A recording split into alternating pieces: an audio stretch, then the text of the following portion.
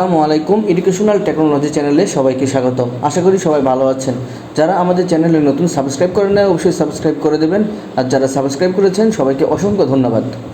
চলুন দেখা যাক আজকের টিউটোরিয়ালে আমি মূলত বেসিক থেকে প্রফেশনাল কীভাবে মাইক্রোসফট ওয়ার্ডে কাজ করব সেগুলো আপনাকে ডিটেইলস বুঝিয়ে দেব। প্রথমত ভিডিওটি অনেক বড় হবে, জাস্ট আমি এই পর্বতে চিন্তা ভাবনা করেছি যে পার্ট বাই পার্ট আপনাদেরকে বুঝিয়ে দেব। পর্বগুলো সিরিয়াল বাই সিরিয়াল আপনারা দেখতে থাকবেন। তাহলে চলুন দেখা যাক কীভাবে একটা ফাইল ক্রিয়েট করতে হয় এমএস ওয়ার্ডে। আমরা অনেকে কি করি, আমরা সার্চ বাটনে ক্লিক করি, এখানে ক্লিক করে কি বলি ওয়ার্ড, WORD। সরি, আমার এখানে বাংলা ভার্সন হয়ে গেছে, আমি ঠিক করে নিই না, বাংলা ভার্সনটা ঠিক করে নিয়ে যাতে আপনাদের জন্য সুবিধা হয়। ওকে, তাহলে আমরা কী লিখি, WORD। ওয়ার্ড লিখলে চলে আসে মাইক্রোসফট ওয়ার্ড 2010। তাহলে আমরা এইভাবে করব না, আমরা যেভাবে করব সেটা হচ্ছে রাইট বাটনে ক্লিক দেবো, মাউসের রাইট বাটনে ক্লিক দিয়ে নিউয়ে গিয়ে এখানে দেখেন মাইক্রোসফট ওয়ার্ড ডকুমেন্ট লেখা আছে, এখানে ক্লিক দেবো যাতে শর্টকাটে খুব দ্রুত আমরা এটা ওপেন করতে পারি।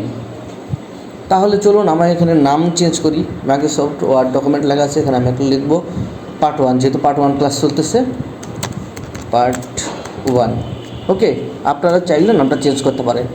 চেঞ্জ করবেন, এখানে মাউসের কার্সর ধরে রাইট বাটনে ক্লিক দেবেন, দিয়ে দেখবেন রিনেম লেখা আছে, এই রিনেমে ক্লিক দিলেই আপনার নামটা চেঞ্জ করতে পারবেন। ওকে, তাহলে ফাইলটা ওপেন করি। আজকে টিউটোরিয়ালে যেটা থাকবে সেটা হচ্ছে বেসিক মাইক্রোসফট ওয়ার্ডে বেসিক কীভাবে আমরা বুঝবো যে প্রত্যেকটা টুলসের কাজ। ঠিক আছে, আমরা বেসিকগুলো সবগুলো জেনে নেব। এই বারটা হচ্ছে প্রথম, এটা হচ্ছে আমার টাইটেল বার, এটা হচ্ছে আমার মেনু বার, আর এগুলো হচ্ছে টুলস বার। ঠিক আছে, ডিসপ্লেতে আপনারা দেখতেই পাচ্ছেন আশা করি। তাহলে আমরা প্রত্যেকটা জিনিসের কাজ জেনে নেব। প্রথমটা আমরা কী জানলাম, প্রথমটা জানলাম হচ্ছে এটা হচ্ছে টাইটেল বার, এটা হচ্ছে মেনু বার, আর এগুলো হচ্ছে টুল বার। সবগুলো নিয়ে আমাদের কাজ করতে হবে। তো আজকে বেশি কিছু কাজ দেখাবো না, জাস্ট কয়েকটা জিনিস, কমন জিনিসগুলো আপনাদেরকে দেখাই দিই। নেক্সট টিউটোরিয়াল থেকে আমরা মূল পার্টটা শুরু করে দেব। তাহলে চলো, প্রথমে কী দেওয়া আছে এখানে, ফাইলের ভিতর ক্লিক করলে আমরা দেখি save as, open, close, information, recent, new, print, এগুলো প্রত্যেকটা কিছু আমি ইমপ্লিমেন্ট করে আপনাদেরকে দেখাবো।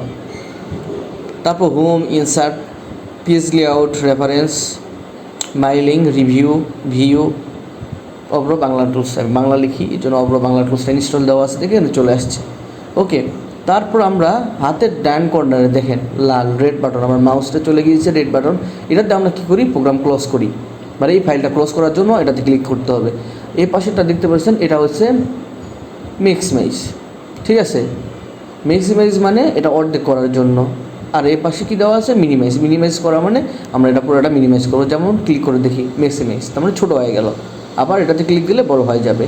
তার এই পাশে বাটন দেখেন আমার এখানে শো করতেছে না রেডটা, কারণে আপনাদের ওখানে শো করবে, মাইনাসের মতো একটা চিহ্ন দেওয়া আছে, এটাতে আমরা কী করি, মিনিমাইজ করি, প্রোগ্রামটা চলে গেল। আবার ওপেন করে ফেলি। হ্যাঁ,